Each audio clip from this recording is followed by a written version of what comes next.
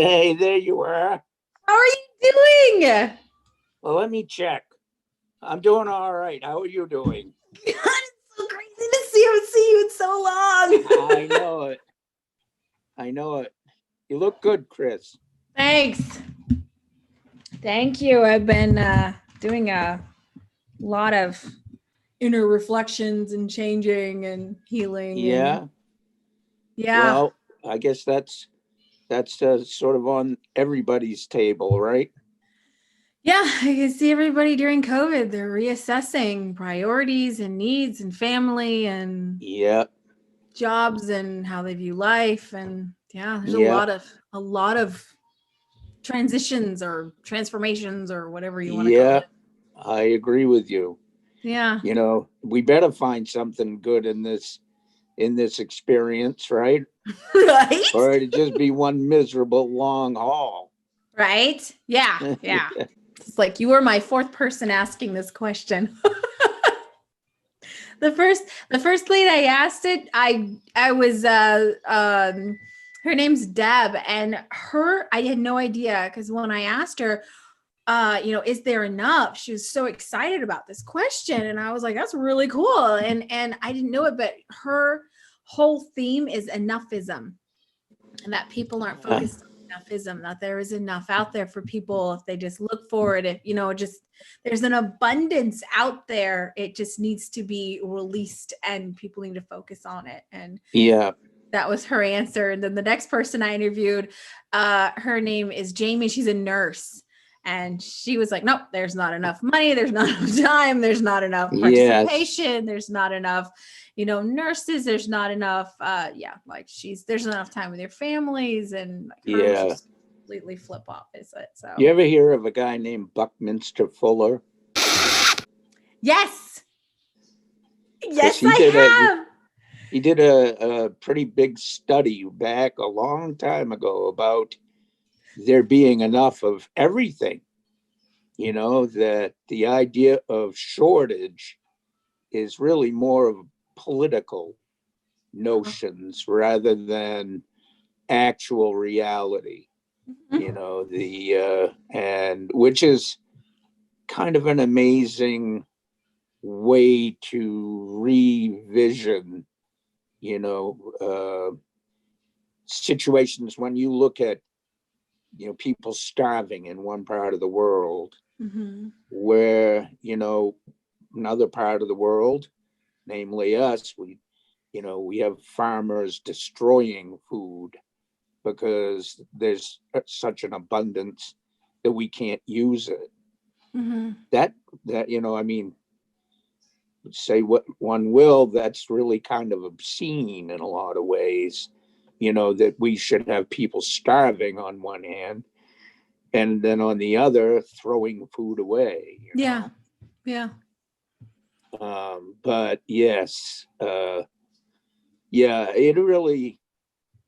Um, the truth is that from my spiritual roots, Mm-hmm. we look at this as problems like this, economic issues, always have its roots in spiritual issues. You know, uh, or to put it a different way, sort of values and virtues. You know, uh, this idea of there being shortages of things is really about not having the interest or the will to look at how to make those resources available to those that don't have it. Mm. You know, uh, why would we not share, for example, when we have the means to share, but we lack apparently the will to share, those things, Mm-hmm. those kinds of resources. It's like seeing people that are homeless when we have vacant buildings, Yeah. for Yeah. example. Another, it is a matter of, to say that it's political will, isn't really quite to the marrow of the issue. It really is about within our culture, you know, if you talk to people, pretty much I find people all share kindness, you know, as a virtue. And they would want to extend kindness to other people, but somehow or another, political life seems to intrude on our desire to be virtuous. I believe that almost all people on earth, I think, desire to be virtuous. There are some people out there that are, you know, that are just mean, and they're not virtuous. Mm-hmm. There's truth in that, but they are I think, a small percentage. Most people, I believe, desire to see kindness, you know, and to extend kindness. You know, in my 30 some odd years of working in human services, I rarely ever see real meanness. People want to be helpful. I think that a lot of times we don't know how to be helpful, you know, but anyway, so I could go on and on and on about all that stuff, but I don't mind. yeah. So, but, you know, it is, you know, sort of our spiritual roots. I don't think we nourish the lack of spiritual roots, or the lack of embracing spiritual roots, or yeah, I do believe that, you know, in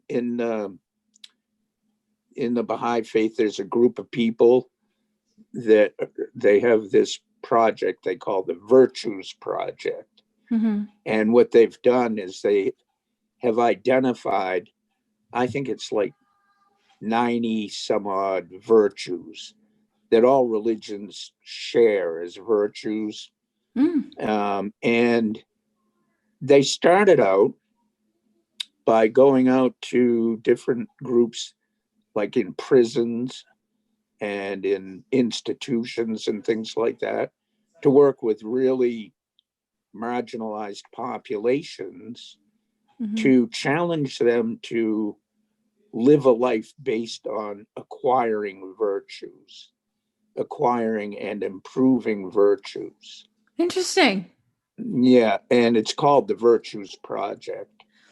And they have a whole curriculum that involves the very thing that you're talking about when we first started, which is looking at,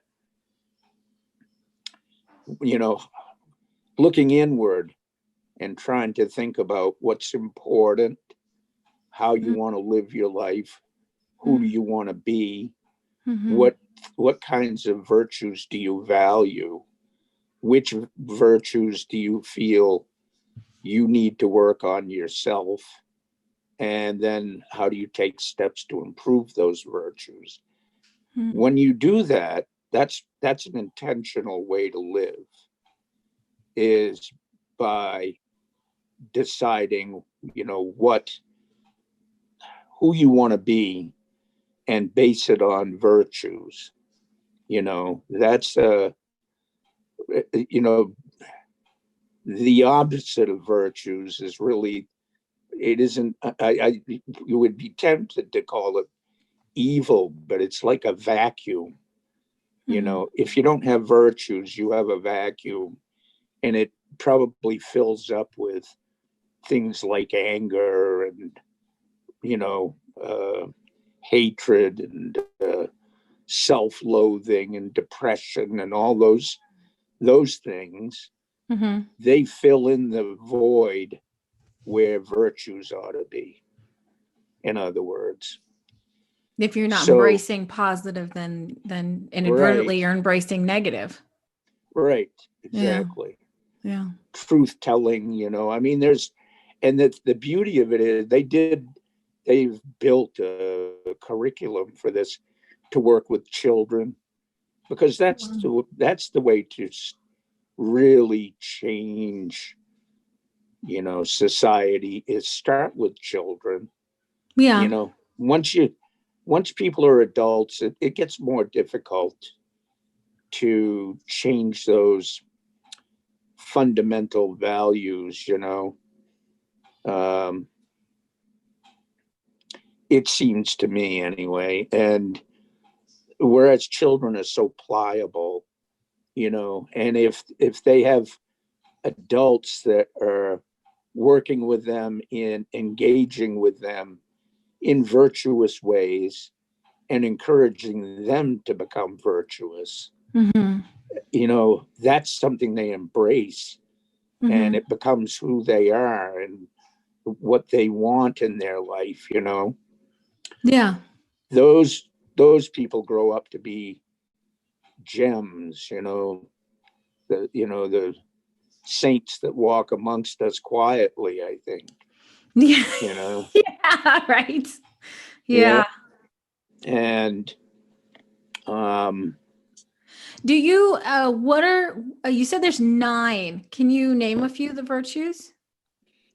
oh yeah, sure, there's like well, honesty is one. Uh-huh. um Forgiveness. Mm. um I'm trying to think of mercy. Mm-hmm. um Kindness, mercy, patience. Mm-hmm. Yeah, let's see. You know, it's easy, actually.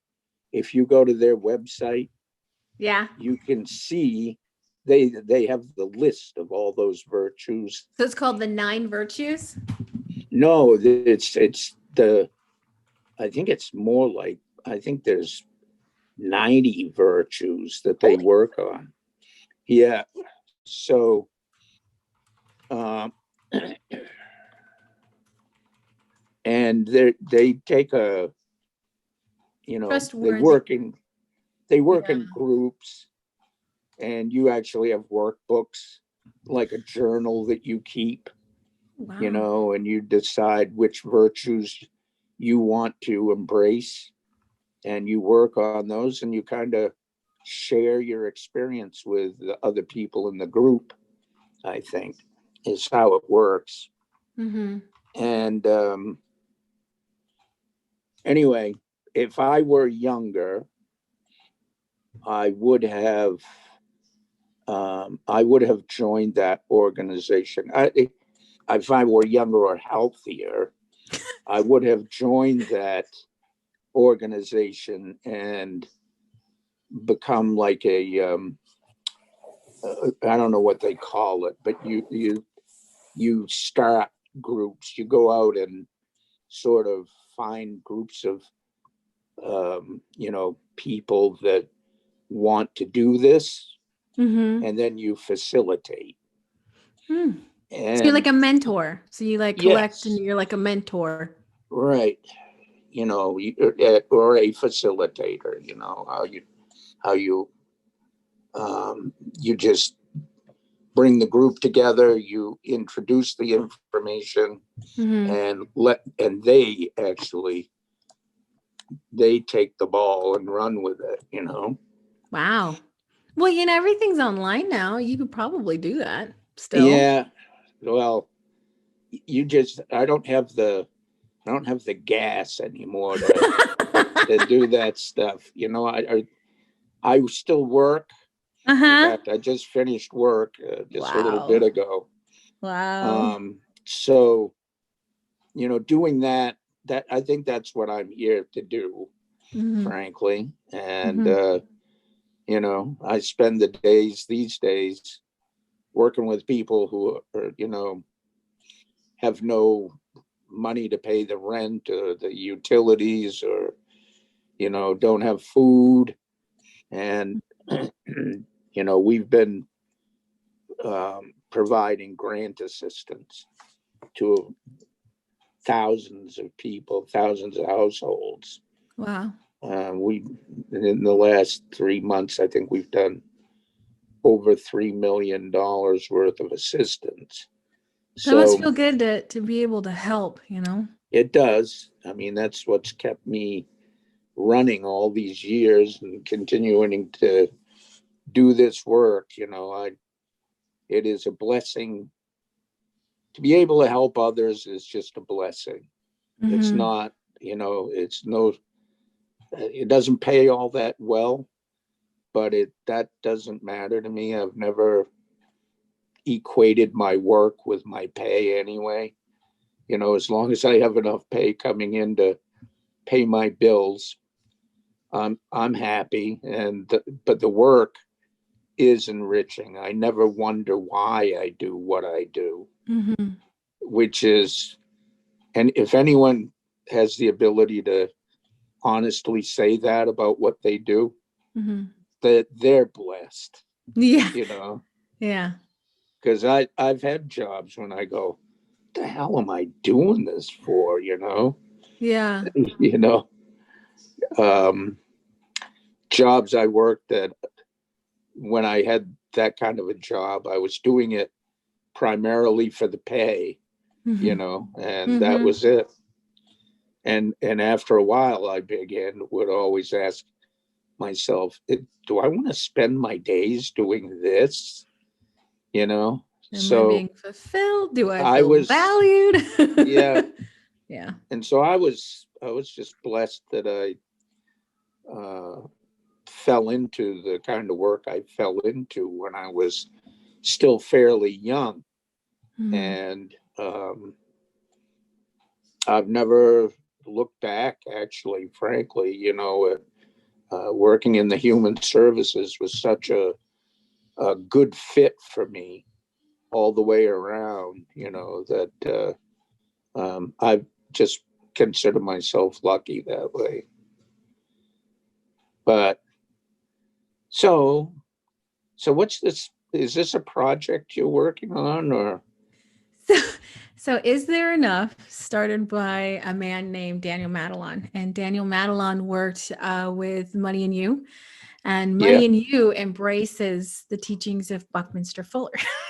Oh, no kidding. Yes. Isn't that wild? He is like the center seed of everything that they're teaching about valuing human life, about how the economics is written wrong, that there is no scarcity, that that I went to hear Buckminster Fuller a couple of times. Shut up. That's amazing. Yeah. I'm listening to him on YouTube because they have videos of him on YouTube, but it's like hard to, like, he was older, so it's just kind of like, okay. Well, I will tell you, the last time I saw him, John and I went to see him. He was speaking down in, it was close to Boston. I don't remember what town it was, but was in an auditorium.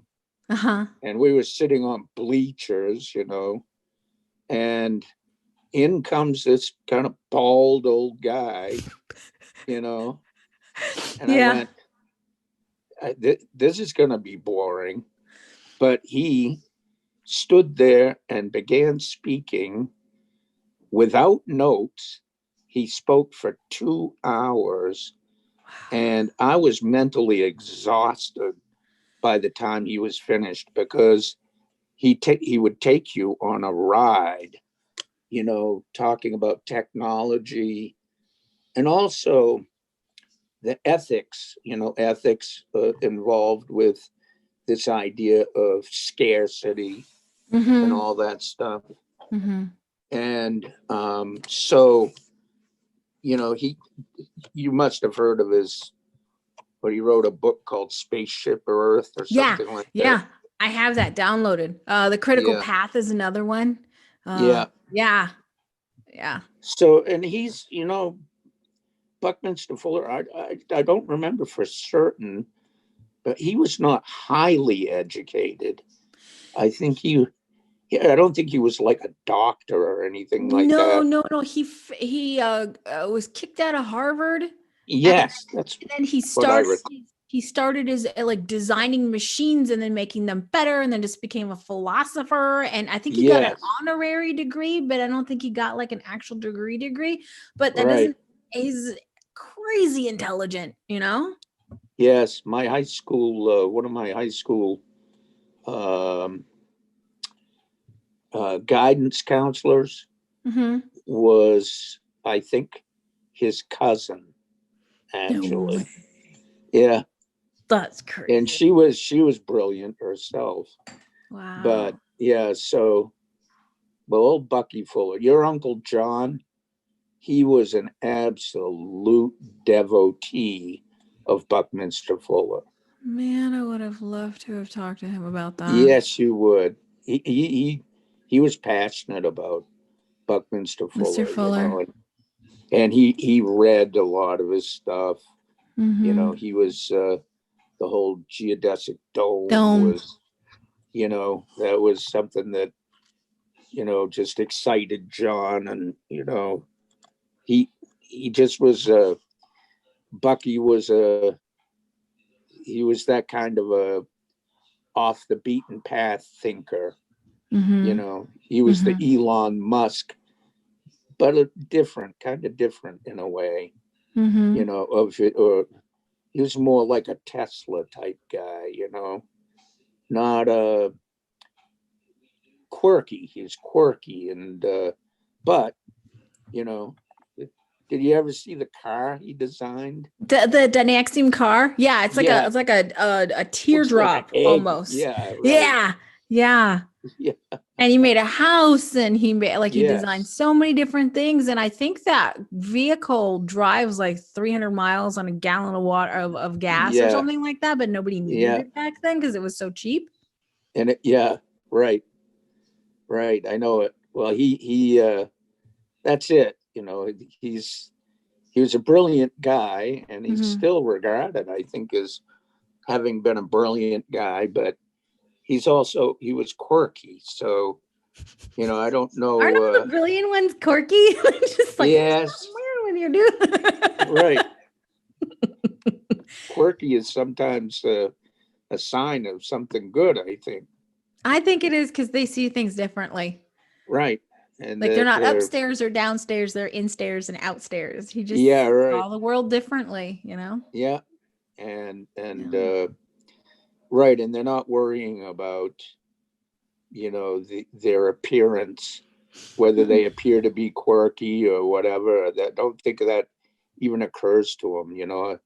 I think they're just he was like a lot of those kind of inventors. He was tapped into some really creative, thinking. Mm-hmm. And I think that that's where he resided most of the time, was Mm-hmm. in his creative thinking. So I don't think he cared whether people thought he was quirky or not. He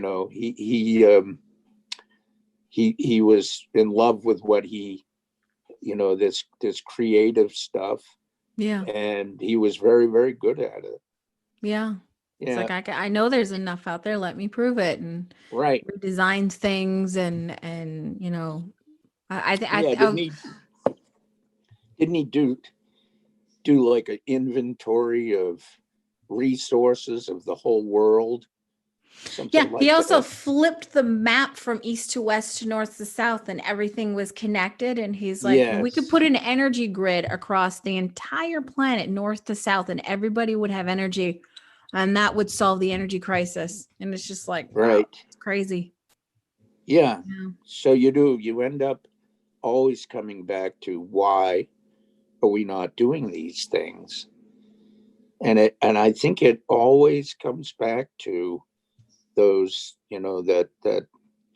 um, those virtues.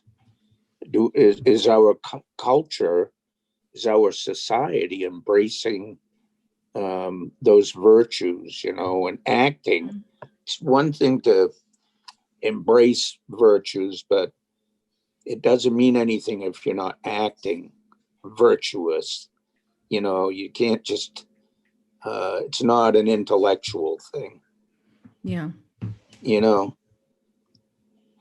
I But think did you watch Steven Spielberg's Why We Hate on no, Netflix? Oh my gosh, that'll blow your mind. yeah, Did like an in-depth thing on tribalism, yeah, on why we see things the way that we do, why we respond the way they do even when we're the same, and the need yeah, for belonging, and you know, that kind of stuff. And it's just like we're pushing each other away. It just absolutely crazy. One of the things that really I pulled away from it is chimpanzees and bonobos, and yeah, they're the same exact species, and the only difference is that there is the Amazon River that goes between them.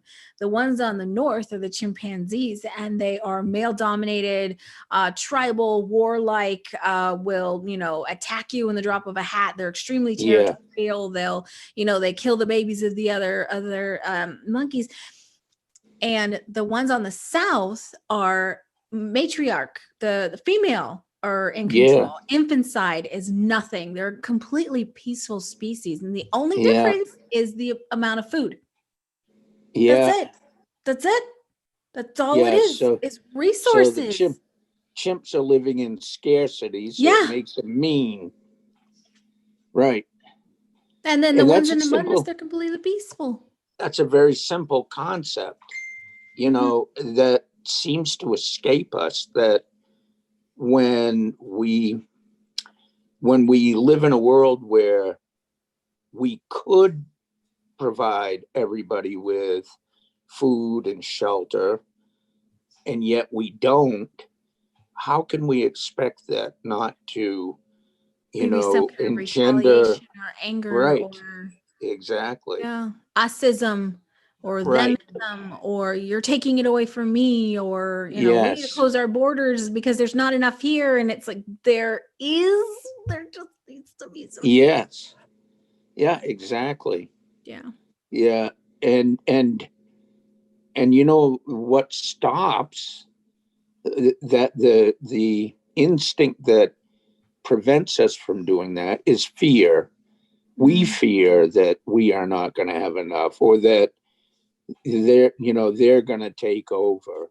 Mm-hmm. It's like there's this deep rooted, fear, that drives that kind of aggressive, tribalism, I think. Yeah. Yeah. you know because if you live with that kind of fear, you are afraid that it'll take you over. And so what do? You act out anger, because anger feels like you're in control. Yeah. Fear feels like you're out of control. Anger makes you feel like you're in control, so you're afraid, and then you get Yes, pissed off to try and control it. yes, Mm. that's how I see it, at least. May Yeah. not be right, but it seems right, fits to me. Yeah. Yeah. Okay, shall I ask you the question now? Yeah, sure. Okay. Okay. Hey, Steve. Is there enough? I do believe there is enough. And what is there not enough of? um,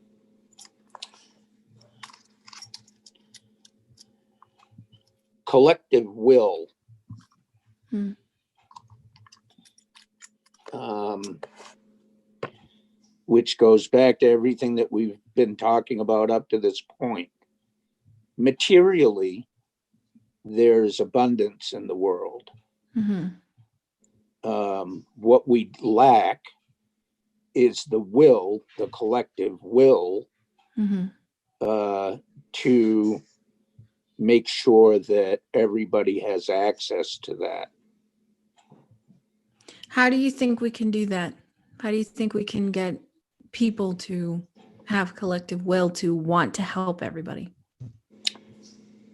Exactly what we were talking again earlier, which is teach children at a very early age, starting right out, to embrace those virtues of sharing and caring about other people. The idea of service, that's a virtue, service to others, all those things that if children were learning those and embracing those, after a couple of generations, we would be populated by people whose their whole value system and how they act and they feel would be based on, acts of kindness and service to others. That they would begin to see their role in the world as primarily being to serve others while we're here, and rather than serve yourself. That terrified, I can't think of anything else but taking care of myself, There's not enough out there for me, and right.